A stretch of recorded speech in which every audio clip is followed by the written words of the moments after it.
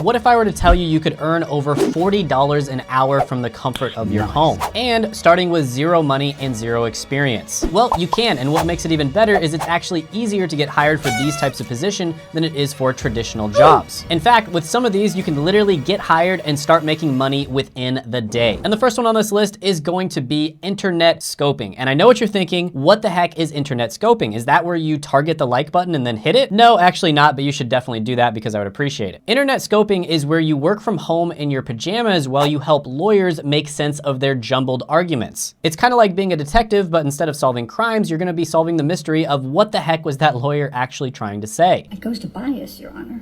I sustain the objection. Next question. All right. And this is gonna be great for people who have an eagle eye for detail and a knack for research. And I found this really cool story of Doris, for instance, who went from being laid off to making over $4,500 a month as a scopist. And you could even make more than that if you're good at the job, because this is all about basically acting as a quality control person for the court reporter who is recording transcripts. And with this one, as a beginner, you'll probably make somewhere around $500 to $800 a month. And of course, you'll be doing it part-time. Now, as you get some experience, you'll probably make more like $1,500 to $4,500 a month, depending on the time of year. This is one of those careers where you're gonna be much busier at certain times of the year, which is actually a good thing. If it was a steady, stable career, you probably wouldn't be able to make as much money with it. Now, some of the pros of scoping are going to be the ability to work from home, flexible hours, and a steady stream of work. Some of the cons include the potential for repetitive work and having to constantly learn new software and techniques. So if you're a member of the grammar police, this career might be great for you, and you should probably be looking down in the comments right now to see if anybody made a mistake so that you can correct them. This one gets a 7 out of 10 opportunity score. Now, the next one on the list is going to be a great way for you to help people out in the healthcare industry without having to wear scrubs and go into a clinic or a hospital. And that's going to be a telehealth coordinator. Now, being a telehealth coordinator is kind of like being a traffic cop, except for doctors. And instead of honking horns, you're going to be managing video calls. And telehealth is, of course, really exciting because it allows people to see a doctor really quickly to determine whether they need to go in person. And that's just a lot more convenient for the patient as well as the doctor. And as a telehealth coordinator, you will be managing all different types of administrative tasks. And with the increasing demand for remote healthcare, especially with everything that happened in the world over the last few years, the need for telehealth coordinators is on the rise. And the job can be done from anywhere with an internet connection. Now, with this one, you'd expect to make about $48,000 a year. So some of the pros of this one are you have the ability to work from home, you get to help people because you work in the healthcare industry, but you don't have to interact directly with patients, and the job market is growing rapidly. Cons include potential stress from managing multiple appointments, and of course, you're gonna have to stay up to date with the changing healthcare technologies. This one gets an opportunity score of 7.5 out of 10. The next one is gonna be great for you if you're a multitasker and you like talking to people, but you don't want to actually talk with them over video or over the phone. And that is going to be a live chat specialist. And being a live chat specialist is kind of like being a therapist, but you don't get to charge by the hour. And a fun fact here is studies have shown that customers are most satisfied when they get to talk to people in live chat rather than having to call someone on the phone or send an email. So basically, you're gonna be kind of like a customer service representative, but you're gonna be typing to them instead of video calling or calling them over the phone. Now, sometimes this job can also involve certain incentives, like kind of pointing people towards certain products and you kind of get a commission on them, but it really depends on the company. But yeah, live chat support is super easy to get into, and you'll make around $43,000 a year on average. And if you get into the positions where you can have incentives, you can make quite a bit more than that. Some of the pros here are you have the flexibility to work from anywhere with an internet connection. You have the ability to help people and solve problems, and there can be a good amount of opportunity for advancement. Cons of this one can include dealing with frustrated customers, of course, and having to deal with multiple chats at the same time. So if you love multitasking, helping people, and you don't mind being a digital superhero, being a live chat specialist might just be the perfect job for you. And hey, at least you don't have to wear a cape or go into the office. And by the way, I have some good resources to get into some of the careers that I talk about in this video, not all of them, but I'll go ahead and put them down in the description as well as the pinned comment below. Some of the resources are free and some of them are paid, but they're all pretty reasonable. But yeah, for live chat specialist, I'm actually gonna give this one a 9.5 out of 10 opportunity score just because of how easy it is to get into it. The next one on the list can be somewhat messed up, so you need to be careful which company you work for, but that is going to be content moderator. And this is kind of like being a bouncer for the internet. You have to keep the rowdy ones out and make sure that everybody follows the rules. And basically, as as a content moderator, what you're gonna be doing is reviewing user-generated content. So things like comments, photos, videos, etc. Now, there are some types of content moderation where you're gonna be having to view explicit videos. So things that are very messed up to see, and content moderators that do this report having some type of trauma afterwards in many cases. And there's different types of content moderation where you're just making sure that people,